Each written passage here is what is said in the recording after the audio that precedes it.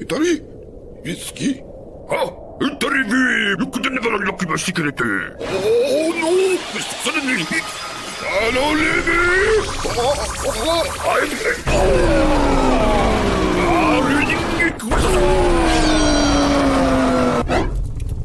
Let's begin. Indeed.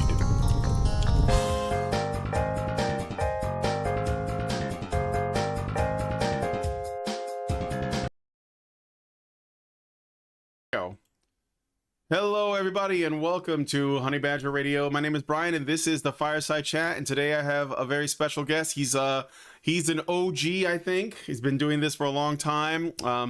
He is a researcher, or he does research work, and he is also, set up a service for veterans, for families and fathers, and and his name is David Mottershead, right? Welcome to the show, David. Perfect. Thank you. Thank you for having me. Yeah, no, it's good to have you on. And you've been doing this for a while now. Tell us a little bit about like how you got started and what it is that you do specifically. Okay, so I'm a researcher. I set up the Veteran and Blue Light Service for a charity called Families Need Fathers, Both Parents Matter Cymru here in the UK. We're the only service that helps veterans, coppers, paramedics, fire service personnel going through the family court process, mainly because our service is often used as a reason to stop us seeing our children. And this is what initially got me started with fathers' rights and domestic violence campaigning. I'm a veteran with complex PTSD, so it's hard enough to see past the mental health with me in the best of days. But I was in a domestic violence relationship with my ex-wife as the perpetrator as well. So that complicated things massively because it feeds right into the stereotypes of angry man. He therefore must be at fault. And for 5 years, I was essentially being leathered all over the place and then blamed for it by the very woke social workers that were involved at the time. And it took for one particular professional to get involved before she pointed out that for 4 years I'd been turning up at meetings with black eyes and fat lips and God knows what else. Wow. And everyone had been blaming me. And her exact words were, look, if David was doing to her what she's doing to him, we would all be up in arms about it. And that's when things changed. And a MARAC was conducted. I was found to be at medium to high risk of being further abused. She realized her games were up. And she snatched our children, moved, and I've barely seen them since. And I recognised, obviously, that could happen to anyone, which started. So yeah. Absolutely. That's so terrible. I'm sorry. That's what's crazy is I see this more and more happening more and more with all the men that I know, the men that are my friends in my circles. Like divorce and losing access to kids and losing the house and all these other things. I know that's just anecdotal, but how long has it been since you've seen your kids? Face to face. My eldest son, I last saw in November 2015, and my youngest son, I last saw in January 2016. I have spoken to them a couple of times since, a handful of times via video call. I've been very lucky. Things have settled in our family now, so mum and myself are communicating much better, and that's allowing for some contact with my children, which is great. It's great to hear their voices. It's great to see them doing so well. But yeah, it was the longest time with nothing, not a single word. Absolutely. Horrible. So. Yeah, no, I couldn't imagine. So are you can talk to them. How old are they now? I'd rather keep their details. Okay, no problem. But I guess are they children or adults? Or? Yeah, they're in their teens now. Okay, so all right. Yeah. All right, so I'm just they're doing very well. Okay. Are you so you do a lot of research. I'm looking at your website. You have some papers here. Like, for example, I'll give some titles, and I'll let the chat let me know if there's anything you want me to like dive into a little deeper. But here's one: how feminist campaigning hid the existence of male and LGBTQ victims of domestic violence for nearly 50 years. Miscarriages of justice in relation to male victims of domestic violence / intimate partner violence. Remove the feminist schema to save lives. I'm actually interested in that one. Broken families, the single biggest precursor to multiple deprivations. Feminism or Marxism incognito, how significant are social movements and political parties to the implementation of political ideas. So those are some of the things that you have written. So can you tell me what is the feminist schema for people who may be new to this? Wow, big question. Start small, shall we? Okay. So at this point, it takes you to the area of Twitter Spaces where they talk about definitions of everything, and feminists always say the same thing. Well, everyone's a feminist because everyone wants equality, but unfortunately, that is not what feminism is. We all want equality because we're all decent people. We want everyone to have the same opportunities, of course. But when you drill down into feminism, at the core premise, it rests upon patriarchal oppression theory, which obviously we hear a lot in normal discourse on social media and in society, how oppressed women are because of the patriarchy. But unfortunately, patriarchal oppression theory turns out to be Karl Marx's oppressive bourgeois family concept. They've taken Morgan's data directly out of Karl Marx's Communist Manifesto to prop up the patriarchal oppression theory. And they've used that as the be-all, end-all cause of all issues for women in the world, which is what you're supposed to do with Karl Marx's concepts. You're supposed to find guilt where there is none, assign collective guilt to a huge group, and it is in that conflict that will bring about a culture war, which will lead to the complete collapse of society. And then at the end of that collapse, fingers crossed, communism will arise from the ashes. So that's what it turns out to be. That's a pretty succinct look at it. So essentially what how I would, and let me know if this is also like another way of sort of saying the same thing. Marxism or communism essentially takes certain things that used to be like sort of material wealth, but because the anti-capitalist argument doesn't work in most Western countries as a result of the ways that people can sort of like, rise out of their circumstances. So what they do is they take other things that are normal and they describe them as a form of capital. And that is a form of capital privilege that has to be, flattened or redistributed or something. So, for example, if you are, look, we can put it in other contexts. So if you're white, then whiteness is a form of capital that needs to be, flattened, and it gives you privilege. If you are male, then being male is a form of capital. And I think that also essentially being in an intact family that is stable and loves each other, and or even like if they're let's say they happen to be religious, and that is like one of the ways that they, one of the things they operate under, all of those things are considered a form of capital, which is inherently oppressive and unequal. Is that a fair way to look at it? Yeah, I think that's the way they would like to describe it. They probably use more fluffy language around it, but unfortunately, all that's underneath it is just pure nihilism. So the people who have brought about this most recent culture war and potentially World War III onto our laps were Marcuse, Derrida, the founders of the Frankfurt School, Michel Foucault, and things like that. And it was actually Derrida that pointed out that the problem with capitalism is it works. It does make people's lives better. And they said that essentially working class people were too stupid to know they're oppressed.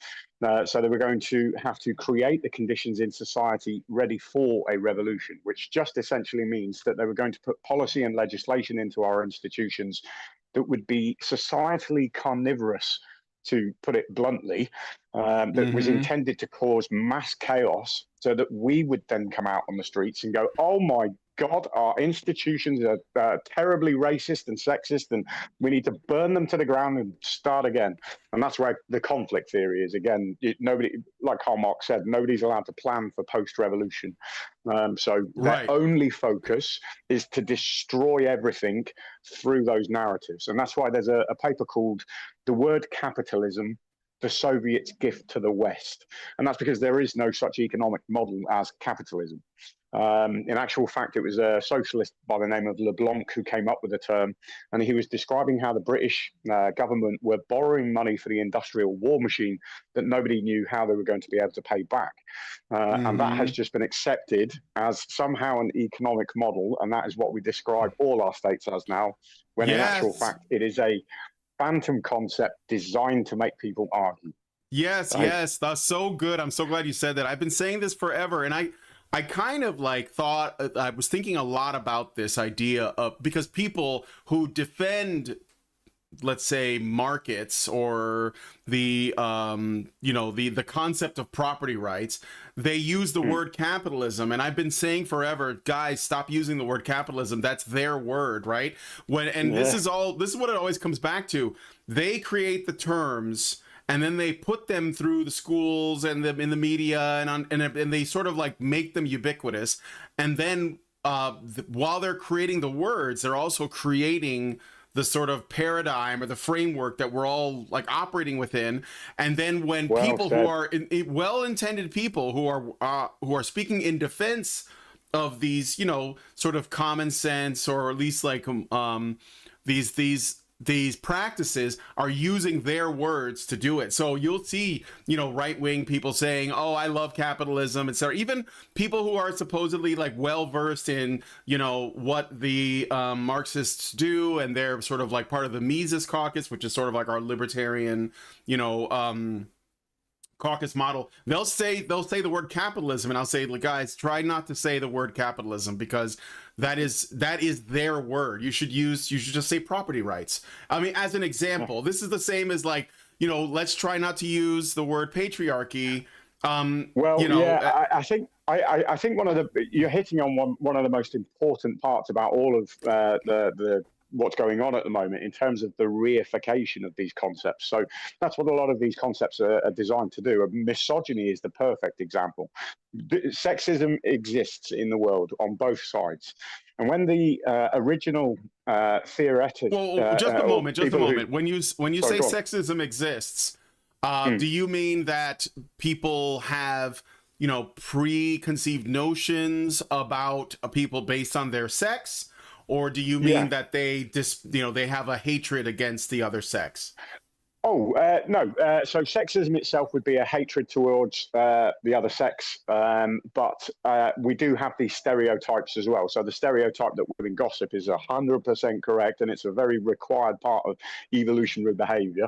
But it's seen as sexist to point out that it is very much a female trait, isn't it? So it's a complicated area. But the point about sexism is the same as all of these big arguments. They've all been categorized that people can experience differing levels of these things, when it's not true. That's the whole point of the unknown soldier for all of our countries to have one. It's to remove the politics, to remove the skin color, everything else, religion, the lot, and to recognize the individual. And that's what we do with all of our laws. They are explicitly neutral. But these concepts encourage a misapplication of the law to the diagnosed level of apparent oppression that somebody can experience. So misogyny, for example, misogyny is not a thing. In actual fact, that's a sociological term. In the psychiatric world, it's called negative sex-based implicit bias. And the first people who went out and who theorized systemic misogyny, the first people who tested for it were Dunham, Barron, and Bernanke in 2015. And they couldn't find it at all. In fact, they found the exact opposite. They found from the younger to the older a boy to a man you get, the more protective of women you become. And in actual fact, the only negative sex-based implicit bias was from women onto other women and from women onto men and boys. Now, that went under the radar, and we just accepted it as a concept because they pushed it onto us. And even the American Psychiatric Association took it on as something that existed, until they tested it themselves. Last year, I believe May the 19th, the paper came out. They tested over 6,024, something like that, individuals. And they found exactly the same as Dunham, Barron, and Bernanke. There was this negative sex-based implicit bias between women and from women onto men, but directly the opposite for men. We are extremely protective of women. There is no negative. There is only a positive sex-based implicit bias for the majority of men. Now, we've been as men and boys targeted by these feminists for so long and told that we're all toxic and horrible and our relationships have been destroyed with all of these techniques, to the point now that the younger generations are waking up and going, whoa, what's going on here? We're not going to end up with a family. We're not going to end up with what everyone else was promising. We're going to end up old, lonely, and no house because it's gone in a divorce and all of that. So who's got the answers? And all of a sudden, we've got Tate. We've got the alphas. We've got the guys who are offering up the very sexist advice about how to win women. And all of a sudden, we have misogyny being reified, which is the Marxist term for created, into society. So exactly as you described it, this is the creation of a concept through agitation that never used to exist. All because of their sexist behavior. Yeah, I've said many times, and we have said on this channel many times, that the feminists created the conditions that made people like Andrew Tate and put him, like, you know, and I don't even think Andrew Tate is misogynist. I honestly don't. But he's very, like, opinionated, and he's outspoken, and he's arrogant, and he's got all these, like, negative, like, sort of dark triad qualities. But he's the person that's pushed into the, and there's lots of other guys like this too that are pushed into the into the front. And of course, the feminists and the media and the cathedral, they love this because now they get to, now they have something they can use to make the example of, and it makes it impossible for us to have a real conversation. But it's their doing, so they create the problem, they perpetuate the problem, and they offer a placebo. They don't actually offer any solutions, and that's so that they can. Instead of placebo, in actual fact, they offer policy and legislation that almost always makes it worse. In fact, and that's the key characteristic of Marxist policy. It is designed to always do the exact opposite of what it claims, but it only fails at what Hitler called the absurd element, because he used these techniques as well. So it looks very good when you first put it in place, and you can't quite decide whether it's working or not until it hits societal saturation level, and then it collapses under its own weight because it was founded on a phantom concept. So now you have 3 times as many domestic violence victims, and you can see this in the Nordic paradox research. The more of these feminist interventions you put in place to try and resolve domestic violence, the worse the situation gets. Yes. Yeah, I mean, like, for me, I guess I thought this was kind of obvious, but it seems like it's so hard for people to wrestle with, you know, these concepts. And I think it has to do with the fact that we have been propagandized for so long.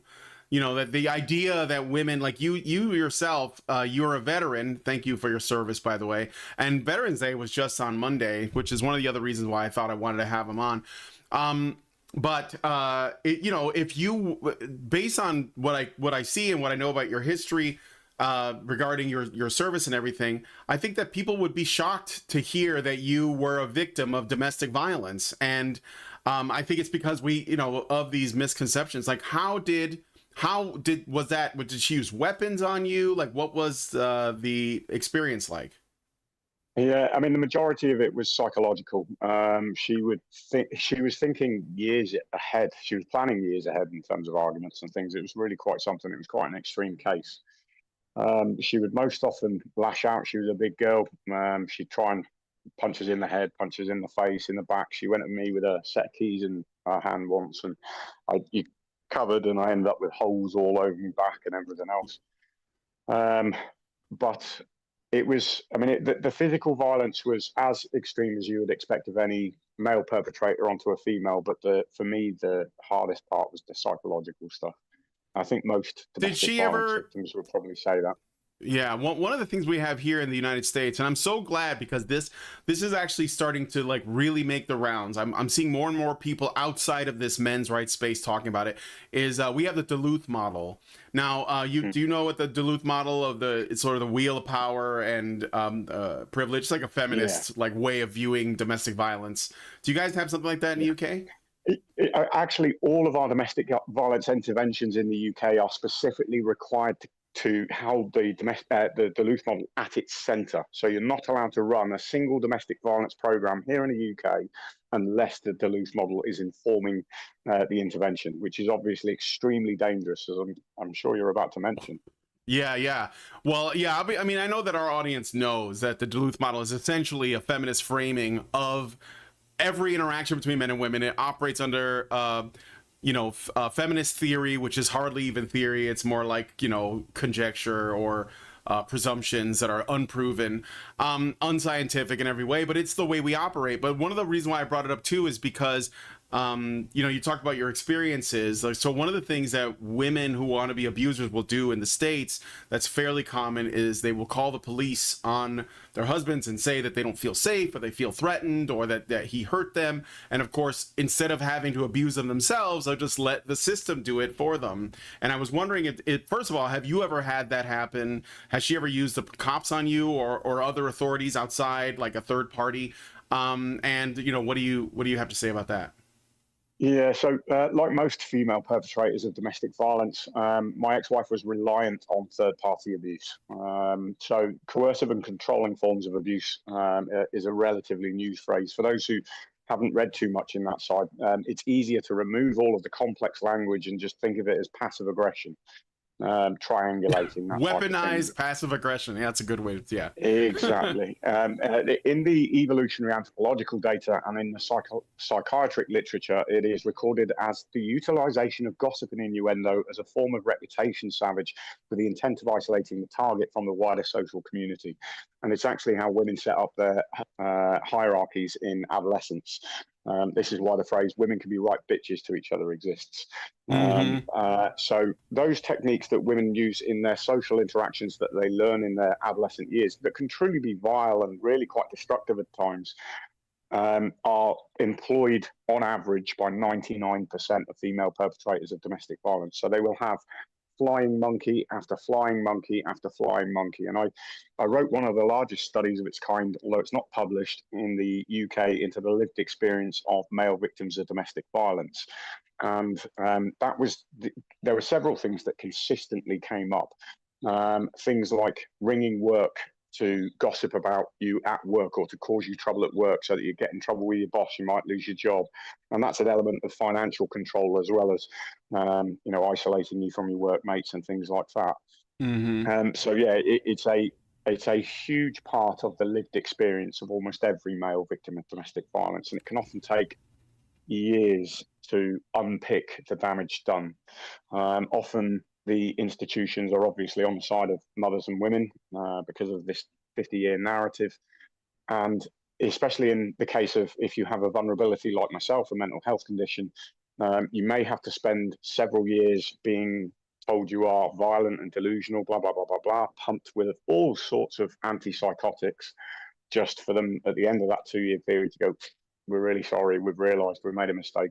We shouldn't have done it." So there's layer upon layer about how these allegations and these forms of abuse can affect you in your own life, whether it's at work or in your therapy or amongst your friends and family. But either way, it is exactly the same behaviour that the feminists use to shut down anyone who tries to have a conversation about male victims of domestic and/or sexual violence, funnily enough. So it's quite easy to spot in your own intimate relationship if you think of it in that way. It's often harder to see it happening when it's happening to yourself, because you want to have faith in the other person. But if you can look onto Twitter and see Feminist of the Year going after somebody and doxing them, and then you look at your partner and realise, oh, hold on, that's the same behaviour, it makes it a little bit clearer and easier to understand. So. Yeah, for sure. We'll get to Twitter in a moment, because you seem to be pretty active there, and I don't think it's a bad place to have. I know a lot of people think that it's the worst place ever, but I think it's good that it's more of a like an open dialogue there than it was historically. But I wanted to ask one more thing first. So one of the things that I've seen that is a big topic of discussion and advocacy these days is parental alienation. Canada has, Monique, who's a friend of the channel. She works hard to try to, address that, as well as Justin Trottier. In Australia, there's a group called Eeny, Meeny, Miny, Mo, I think, which is a parental alienation group. And one of the weapons that, I guess you could say ex-wives or parents could use against their, their exes, is this kind of not just parental alienation, but also sort of like conditioning their children against the parents. And since your ex-wife has your kids, has she like tried to do that? Has she tried to get the kids to hate you or anything like that? Well, I'm not going to talk about my kid's own situation, but Okay. it is what I Or will say is or that we could talk about this in broader strokes, not about your yeah, specific. if that'd be okay, Yeah, that'd be great. Yeah. that'd be fine. So yeah, thank you, man. You have to remember that one of the more senior judges here in the UK in 2015 went on record and said, look, it now appears that parental alienation appears to have become mainstream here in the UK. Now, that was Casey Wildblood, who's just retired and just moved to Wales, actually. He's currently trying to divert families' cases from the family court to try and save those families because he recognises the outcomes once they get in there. But yes, so parental alienation, obviously everyone knows what it is. Everyone knows it's child abuse. It's now recognised as domestic violence here in the UK, even though the phrase parental alienation is not in the new domestic abuse bill. The new domestic abuse bill does cover the behaviours. So it is now recognised as domestic violence against the alienated parent and as obviously child abuse against the child. There is now a better intervention for this and for all domestic violence issues. Page 83, I believe it is, of the new domestic abuse bill. It pertains to what's known as the Hertfordshire model, which takes, rather than a judgmental approach to child protection, which is what we've done in the past with domestic violence, this one takes a more appropriate, holistic approach to the family, recognising that only 5% of domestic violence is what we would expect to see in domestic violence in terms of physical violence. The majority is passive aggression. It is, silly name calling and things like that. That wouldn't take a particularly good therapist to have ever got involved in the past. But in the past and up until this point in the last year, when it's changed, the feminists have always argued, oh my God, you can't intervene and you can't, have therapists around the children and families when there's domestic violence suggested. What if she dies? What if the children die? And that almost never happens. Right. It's definitely something that's being addressed more, but unfortunately, it might be too late. We are at a stage where most of our relationships fail now. And most children experience single parenting at some point during their childhood, and most children lose contact with their fathers within the first 3 years of separation. So that's most kids in society now losing their dads. And when you filter back, why would that outcome be so important to the feminists? It's not just blind arrogance. It's not just sexism. It's not just bigotry. When you look to see what a culture war is, you will find the Hague Library in the Netherlands. These are all the books that teach us about what steps to keep an eye out for with regards to the bringing about of world wars or genocides. And it turns out that the feminists at their core have always known that they needed to remove the fathers because that would leave the mothers and the children vulnerable to political gradation in the same way, so that they would take on this woke ideology. So this woke ideology is not new. This is not brand new. Every single argument has been made before, and it was made by Stalin, Lenin, Hitler, Mao, Pol Pot, all of them. Mm-hmm. All we're seeing is the replication of that. And there has only been one of those so-called cultural revolutions that failed, and that was the Hungarian Revolution. And the guy who tried to bring that about wrote a paper saying, look, the reason we failed was because their families were too strong. Their families were too strong due to religiosity. Therefore, as we push West and try again, we must first destroy religiosity and then go after their families. And this is why Churchill and The Hague put a human right to a private family life in the European Convention on Human Rights. It was to prevent fathers being removed so that you could then indoctrinate the children. And yeah, we missed 100%. it. I say we missed it, but I don't see how a single judge in the UK managed to sit on the bench without reading a single book out of The Hague. Yeah. Doesn't make sense. Yeah, it's 100%. Again, maybe this is just egocentric or something, but I'm hearing a lot of things that's very validating for things that I have brought up and talked about myself. How I've often said that so essentially this requires the growth of the state so that this, like, or at least there are, let's say that, because a lot of times people say the communists, they don't want a state, they want to live in a stateless society, but they have to destroy everything first, and then this new thing will rise from the ashes like the phoenix. But I think that in order to get there, the state has to be massively powerful so that it is essentially the father or the husband to all of the women and the father to their children. And that's why, we refer to it as big daddy government here in the States. And I think that the only real threat to that, or the largest threat to that, is a father in the home with a family that is, very much like committed to each other. And this is like the purpose of all this. And so like what I'm hearing from you kind of, it confirms what I've been saying. And I mean, like, I don't think that, I think a lot of people agree with me that watch, but I'm just saying it's nice to hear it from someone I've never spoken to before that's sort of like heading in the same direction. You know what I mean? Yeah, it sucks. There's not many of us that are heading in that direction. I think we've seen a lot of Twitter spaces about things like where did the attack on the family come from and things like that. So people are finally connecting the dots. But I think the hardest lump to get over is the idea that it was all a lie and there was never any equality in it. Do you know what I mean? For sure. And that you can, and that you can directly go to Hitler's arguments. The man v. bear argument was Hitler's argument. From the river to the sea was Hitler's argument. The man versus bear came from Hitler. Can you expand on that a little bit, because that's super interesting to me. Yeah, absolutely. So etymologically speaking, it comes from 1938 when he was printing children's books for German children in schools, obviously, that had a picture of a Jewish face with a mushroom that put onto a mushroom and a Star of David on its stomach. And it was just one mushroom in the center with that big nose that you associate with a stereotype, and then a load of other mushrooms in the background. And his argument was, we know not all Jews are dangerous, or we know not all Jews are Gentiles, but we don't know which ones. Therefore, it's a bit like mushrooms. You wouldn't just pick one up and eat one because you don't know which one the poisonous one is. And that's the poisoned Skittle, poisoned M&M, man v. bear argument. Yeah, it's the M&M's thing. Exactly. Yeah. Yeah, exactly. So when you then consider that from the river to the sea, Palestine will be free was Hitler's propaganda argument to the Arabic world. That was the slogan he had. If you don't join me, one day there will be an Israeli state. So now we have two Nazi arguments coming out of the radically left-leaning feminist left.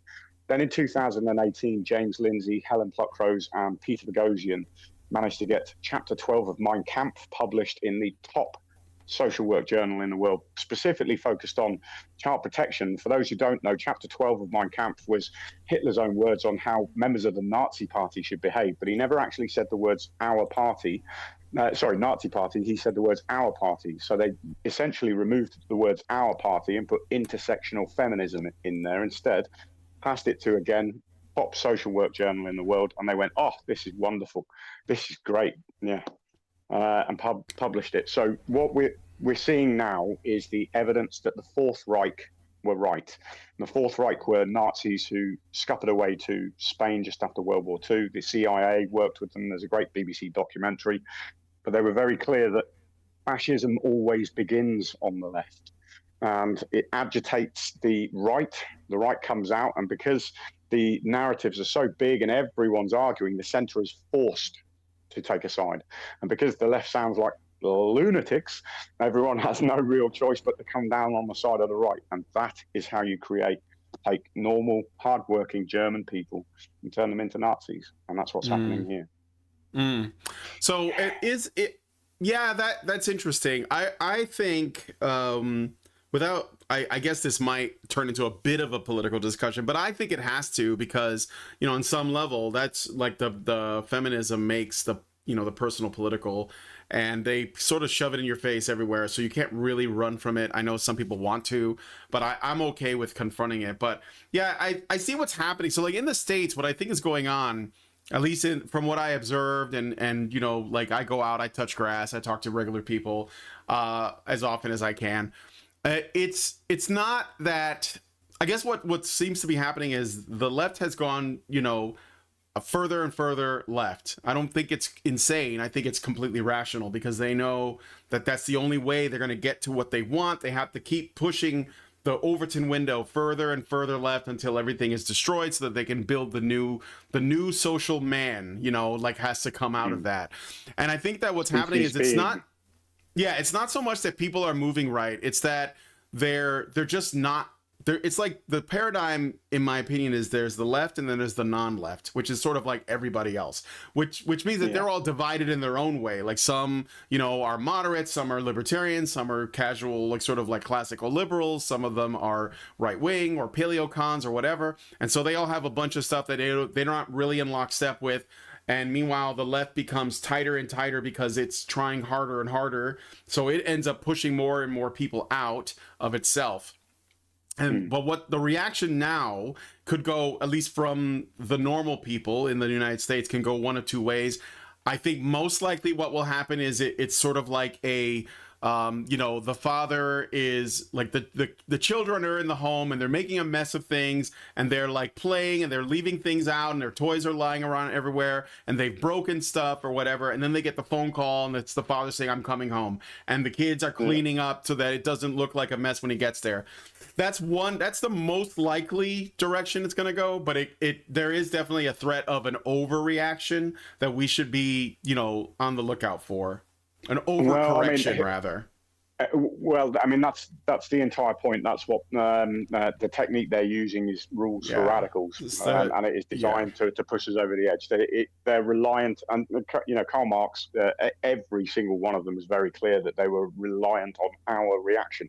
And the problem with the reaction that we have is it's a terrible, as extreme as this sounds, it is a perfectly normal reaction for the German people to have gone the way of the Nazis, given the provocation. And what I mean by that is that the techniques that these people are using are so abhorrent, so evil, that it is deliberately designed that way so that you cannot avoid but react. Everyone will have to react at some point over these issues. And if we ignore them, which is what the institutions and the government would like to do, it will only make the situation worse. So let's just pretend for a moment that trans doesn't exist and that they tried to transition the children in the failed Hungarian Revolution of 19, whatever it was, and that they published a book saying that it wasn't in fact about gender, and that it was about the reduction of internal man from concrete possibility to abstract subjectivity, which leads under all circumstance to a deep dissolution of the contours of personality and a kind of schizophrenic split. The point being that they're trying to make violent political activists 100 years ago out of trans kids, and they were specifically hypersexualizing the children in schools. Wait, that's happening now. Yeah, like, exactly. It's the same technique. Yeah, exactly the same technique. So if trans doesn't exist and it is just a provocation technique, then we are butchering our children right now for no reason. And I use that as an example to show you of how extreme it is. You will not get to sit and rest on your laurels here. Nobody will. At some point you will have to react, and at that point, because of the level of extremity, every single one of us would be normal and human to overreact. And that's the only place where you can stop a culture war from turning into a genocide or a world war. Yeah. Can you accept that you will react, but then have the temperance to react appropriately rather than overreact?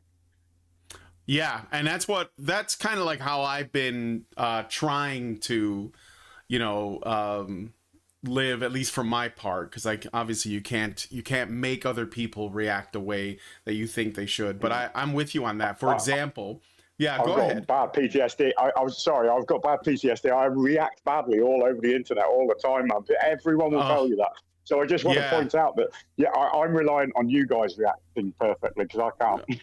Oh, well, I don't know if it's perfect, but for example, you know, we had in the summer of 2020, I was living in Chicago, which is where I was born and raised, and I thought I was gonna basically die there. Like that was just gonna be my home from start to finish.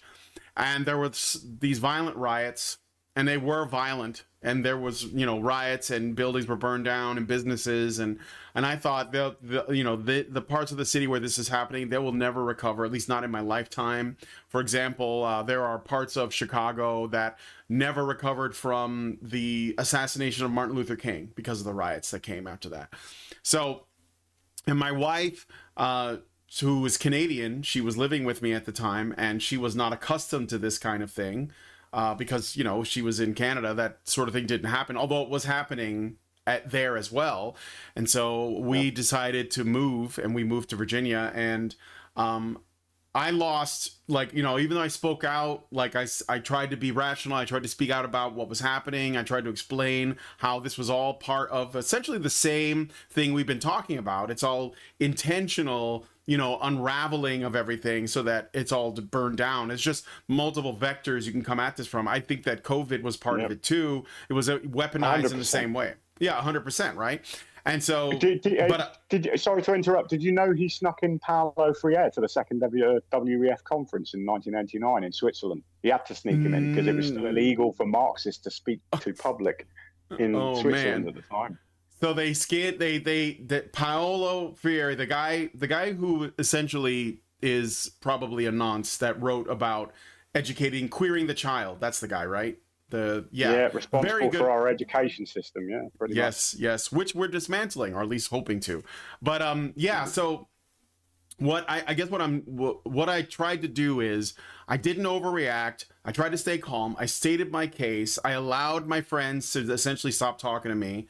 And I just waited, and I thought, okay, we're just going to measuredly, you know, address all of these issues. And I think that's what's starting to happen for a lot of people in the States anyway. Like this last election, despite all of the strong reactions, everyone I know is basically like, okay, so we're just going to address the problems. It's kind of like, you know, trying to be rational and not delicate, but, you know, firm. And we're going to address the problems. We're not going to overreact. We're not going to overcorrect, or at least we're hoping that everyone will be on the same page. But that's definitely the goal. And when we won the election, I was one of the people, at least that I knew, that was not as shocked as others, because I was like, I had a feeling this was going to work out. And it was a gut thing. But I was like, okay, so now this is done. The sort of like, you know, let's say the top down effort to destroy everything has been halted, and maybe the best thing or the worst thing that happens is that, you know, it's only a delay for 4 years, and then it continues after that. But I think that there is a strong effort from as men primarily. Also, it was men that mostly stepped up and made this happen. Like, I mean, more than they have in the past. I'll put it that way. Yeah. They're more aware of their problems. They're more aware of their, you know, sort of the propaganda against them, because we've had anti-male propaganda for 100 years, probably going back further. For as long as there's been propaganda, there's been anti-male propaganda, you know. And I think that this is like they are trying to address that. And I think it's going to be maybe cautiously optimistic that we're going to be able to do so without overreacting. I really like the idea of that, and I'm hopeful that is the case. Unfortunately, I was given evidence on October the 9th last year, 2 days after Israel, that we might not be. And I initially thought, this is just crazy. This is not true. The so-called intelligence I've been given here is nonsense, but it's unfortunately turned out to be true. And the only thing that's missing is that they said that the perfect storm would come by the end of this year. Latest early next year, and that it would settle around Trump being told he wasn't allowed to take over his presidency. And I wouldn't take that seriously were it not for the fact that on October the 9th last year, they told me that the riots at the start of summer would be horrifying here in the UK, but they wouldn't be the ones that were dangerous. In actual fact, it would be the ones at the end of the summer, centering around the Trump stuff, that would have the potential to cause thousands of deaths. So for me, I'm trying to be in a hopeful place, but at the same time, because this guy was able to accurately predict what happened with Southport, you know, this was a potential ricin attack.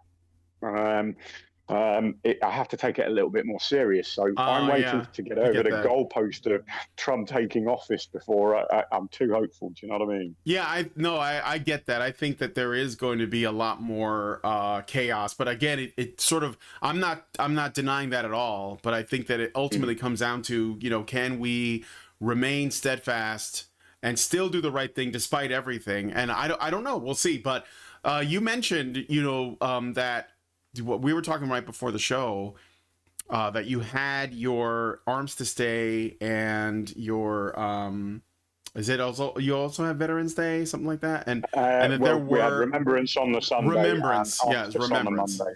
yeah, Yeah. and that there were riots, protests, something like that.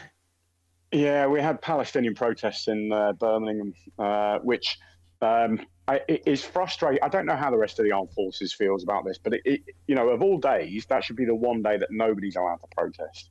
It doesn't matter whether you're Palestinian or not. But considering the fact that the British armed forces fought the Palestinians because they sided with Hitler during the war, it was especially insulting. So yeah, it's frustrating. But again, these But huge portions of these is this communities. also part of that whole, you know, Oh yeah, essentially this, 100%. yeah, like creating that Yeah, yeah. the dialectic, yeah. Well, this is the problem. So most people haven't. This is where people need to scale out their perception, and this offers us the best chance of shutting down any major problems. So a culture war, race is downstream from culture. Religion is downstream from culture. Sex is downstream from culture. Gender is downstream from culture. So all of these big things are coming out of a cultural revolution, and they truly. There are people within overseas communities, both in this country and external, who understand that we are in a culture war and that all they have to do is sow chaos in society. And this is why there was a handful of guys coming across with the usual economic migrants about a year and a half ago through Greece. And as soon as they got through the border, 3 or 4 of them took their lighters out, started lighting dry grass. And that's because they were trying to set forest fires. They were trying to sow chaos in any way they could. So if there are individuals, and the reason they're doing that is because they've read Mein Kampf. Mein Kampf teaches you how to do that. It teaches you it in the same way as Karl Marx's Communist Manifesto. It just uses different language and labels. Yeah, it is definitely all interlinked. And when you follow it backwards as well, when we consider the DEI stuff that's being forced on all our institutions and into our schools by the United Nations, we essentially have the United Nations, who have really bad, radically left-leaning history, who are trying to indoctrinate all our children in schools, despite the fact that they know why the European Convention on Human Rights has a right to a private family life. So they know what they're doing. At the same time as UNRWA are publishing books in Palestine, teaching the children there to want to kill Jews. So we have one organization indoctrinating all our children around these massive conflict subjects. It's not hard. I do not like the deconstruction of anything, but that is one institution that cannot and will not survive this. If I survive this, the UN won't. Yeah. Well, did you hear that the UN is itself a kind of like, I don't know, hermetic institution? Yeah, I served with them out in Kosovo, and they were extremely dangerous out there. While we were out there driving defensively, they were taught to drive aggressively, and they were causing thousands of deaths on the road with their dodgy driving. Kids were dying, all sorts. It was horrible. So I've hated them since that point. But then when James Nuzzo did that research, the gamma bias research into the United Nations, and he found 26,000 academic papers about women's health on their website. And then when he looked for men's, he found 19 for men. And I don't mean 19,000, I mean 19. It was just like, oh, hold on a sec. And then all of this DEI stuff comes up, and then UNRWA comes up, and then they call it a data center underneath the UNRWA center. A data center is an intelligence command center. Where the intelligence comes into, that's where your commanders are. They want it sooner than everyone else. So the United Nations are 100% trying to push us into a bloody revolution. Yeah. 100%. So I haven't heard anything crazy. So why are you always getting into fights on Twitter? What's that about? Okay, Like, so where does that come from? Yeah, go okay, ahead. so I'm sorry. I'm an effective campaigner, and I've always had that pushback. But the pushback changed when I got a referral to the Prevent program, and that was for that essay that I wrote that's on ResearchGate there. And I've actually changed the title to "This essay resulted in a referral to the Prevent program." For those who don't know, the Prevent program is an anti-extremist program that was used by the radical left for since its inception until now. 78% of all referrals, bearing in mind that it was supposed to be about Islamic extremism, 78% of all referrals turned out to be by radically left-leaning teachers and lecturers for children and students who had conservative or what they termed incel beliefs. So 78% of all referrals were politically motivated by the radical left. They obviously have slapped me with the same badge that they have everyone. Far-right misogynistic incel. Are you an incel too? Oh, look. Yeah, I'm one of those. Yeah. Well, yeah. Apparently, according to The Guardian, I was found guilty in a court case of that, but I'm not. I've got 3 kids. I've been married once. I'm definitely not an incel. And I wasn't found guilty either. I was found not guilty in 10 minutes. This is it. But these feminists that keep coming after me, they're using that article every single time, going, "Oh my God, you were like found guilty and you're an incel." I was like, "No, I'm not guilty in less than 10 minutes. Married, 3 children." Do you know what I mean? Right. So I think what it is, and I think Erin Pizzi and Honey Badger will agree with this as well. The more effective you are as a campaigner, the worse the stalking and harassment gets. Yeah, and it's interesting that these. Yeah, I'm sorry. Go ahead. Well, I was just going to say, okay, they say that you're over the target because you're getting hit with flack. So that's how you know, and I think that's what it is. Yeah. I think you're really effective. They have to stop you, and it's really funny. They always do this thing where I made this comment just the other day on a show. I said the funny thing about the left is that everything comes from. They have these certain appeals they do because they're trying to essentially validate something that is anti-reality. And the way that they do it is they make appeals to, a couple things. One is authority. Dr. Fauci knows what he's doing. That's how I know that this, the vaccine is safe and effective because Dr. Fauci said so. Are you, a licensed pharmacist? Are you part of Big Pharma? Are you accredited in whatever way? You can't be like an independent researcher because that means you're not credible. The other thing they do is they appeal to consensus. They'll say, these papers are from a college and they have been peer reviewed and they're, all of these feminists co-signed on this thing. Therefore, the wage gap is real. The 1 in 4 women will be, sexually assaulted in their lifetime thing is real because all of this came from these people. Or they'll appeal to, like sort of like a majority viewpoint. Like if your candidate in the election won the electoral college, but they didn't get the majority of votes, like they didn't get the actual majority, they'll say, well, look, our person is better because they got the majority. And if any of those things are shattered, they lose their minds because now they have to figure out what they believe is still true because they won't accept that they might be wrong, that they just can't do that. So instead they have to say, well, there's got to be some other reason why this is true. And that's what they're doing to you. They're saying, well, look at these articles written about you. This must be true because, the journalists that we like, they're obviously like, they're just better people. They're whatever. It's like they idolize that because it validates them and they don't have to experience the kind of cognitive dissonance that comes out of their sunken cost, there's sunken cost into it, right? Yeah, I mean, the psychology behind the indoctrination process for young girls into feminists is exactly the same as the trans community. And what they're doing is and the Marxists explain this very well, we all have a void between the ego and our outside world, and we present it, we perform who we are every day. But in these techniques, they shift that void to between the ego and the self. So you're no longer fighting with your sense of identity with the outside world. Now it's you. And when you unpick the evidence around their sense of identity in that manner, it creates an extreme level of cognitive dissonance. And this is why you see the heightened suicide rate amongst the trans community, because at some point they have to internalize that process themselves and they're not getting the support. So yeah, I get triggered as much. I get triggered by very specific circumstance, though. And most people haven't cottoned onto it yet. People need to use me as a litmus test.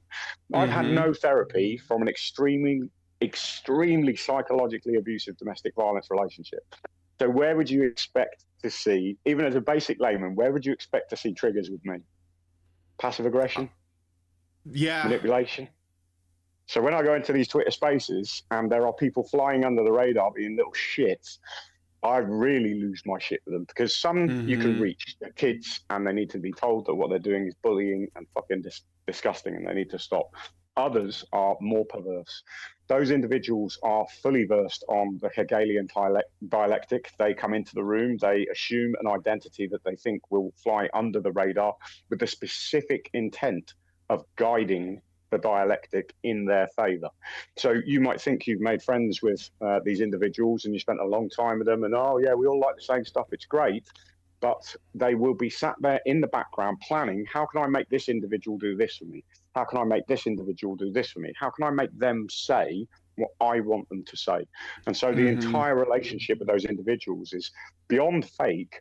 It is amongst the most, because of the techniques they're using, because they're almost expert in the techniques they're using, because nobody's a full expert, they must have sat down at some point and read Hitler used these techniques. And they have to have sat there and gone, but I'm better than Hitler. Yeah. And that's what fucking pisses me off. Excuse my French, everyone. No, that's all when right. I know somebody's that leveled and they're in there playing those games, I'll peel that person's face off to expose them. Rhetorically. Yes, of course. All right. Well, we're gonna head into the after show. I want to talk to you a little bit about one of the things that you brought up in a space that I hung out with you in, but I'm not gonna do it on the main show. And we're gonna talk a little bit about Peter Wright's work and your thoughts on that. And so yeah, if you guys want to join us there, you have to become a Badger and go to feedthebadger.com/subscribe and join us. I think it will be a pretty good discussion, so I hope I'll see you guys there. And if you give it higher levels, you can even join the Zoom call and talk to David personally. I actually put the wrong name here. Hold on. I got to fix that later. I'm sorry, guys. It's David. I don't know why I mistyped and wrote Davis, but it's actually in the title correctly and in the description correctly. But anyway, is there any last words you want to give to people before I sign off here and we go into the patron show?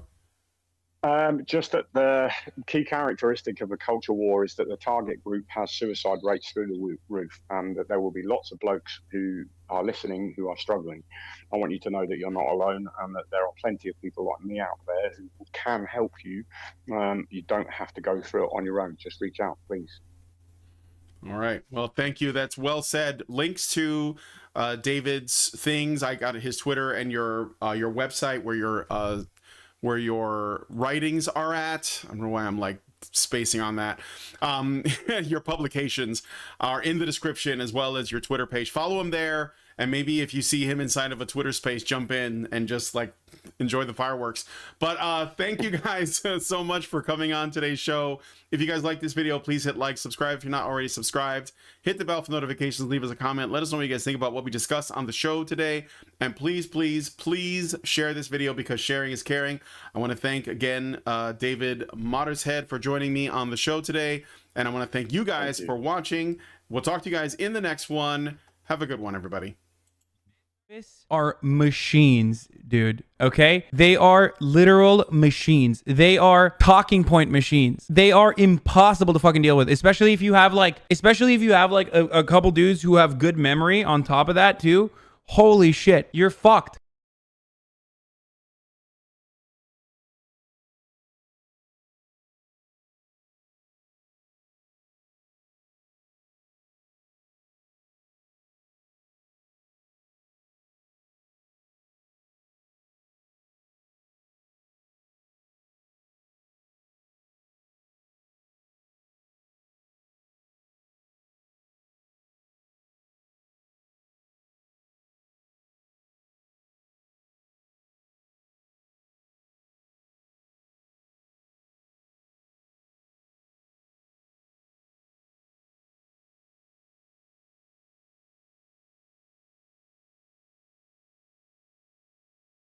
worries. This I is know. very casual. I got told off by my mum and my one of my best mates who's female. She said, "You look bad enough on camera without smoking." So I've been sat there the whole time, like desperate to. Just like kind of itching to get a cig in. Yeah, I would have told you it was okay to smoke, but if you don't, because Karen, she comes on the shows and she smokes all the time.